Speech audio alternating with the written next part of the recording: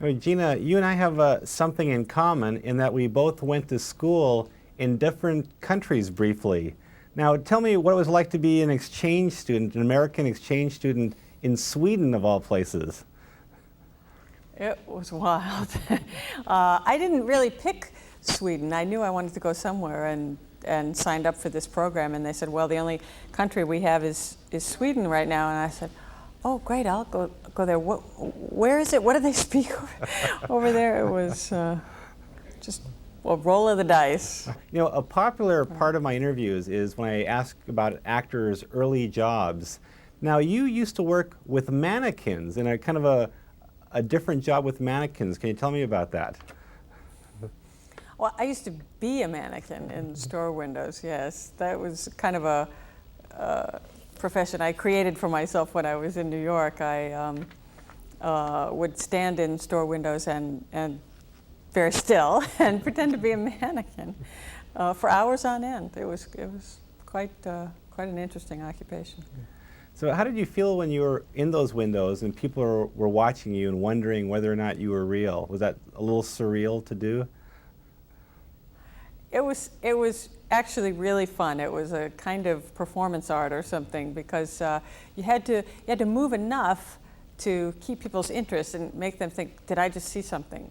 And what was that? And eventually there'd be a big crowd of people standing there and someone new would come up and look and look and look and then say, what are you all staring at? Because everybody was standing there waiting for me to move again to see if what they thought they saw happen. Okay. Well, it was really weird. well, let's turn to Speechless. I was watching, the romantic scene in the Morgan, and I was thinking, geez, that must be tough in that car. How difficult was it for you two to maneuver around in that car with the crew and all the cameras around like that? Well, it wasn't so tough, but the car is pretty small, I will have to say that. It's not a car that I would buy for my personal use. Okay. There's another scene that really impressed me is when you're on that farm with all those cows around and you're doing a dialogue scene. Now, I know being around cows, they're not quiet animals. How difficult was that for the sound engineer and for the actors shooting with those animals around? I can't remember how much of that scene we had to loop later, but probably we did. They were, the hardest part was that they always wanted to face their butts toward the camera. And we kept trying to shush them around so their faces would be in the camera, but it was seemingly impossible. They were very camera shy, I don't know why. Now, I have a question about sequels, and going back to a minute for Thelma and Louise, and it was pretty obvious how that movie ended. But was there any discussion, did anyone approach you briefly about somehow doing a sequel to that movie? Was that ever discussed in the earliest stages at all? No, not really. I mean, we're pretty dead. We're pretty much pancakes at the end of that movie, so I don't think there's much question about that. Okay. Okay, and I got a question about the Oscars. We're doing a lighthearted piece about the Academy Awards.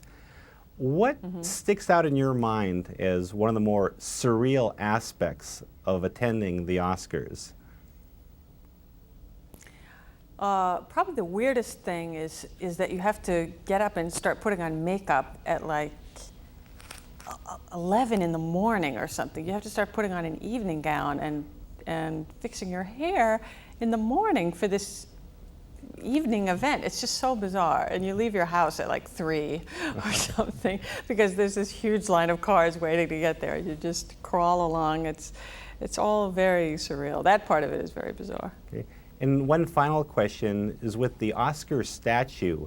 When you transport it, what kind of precautions did you take when you take it somewhere, or do you just like plop it on the front seat of the car with you?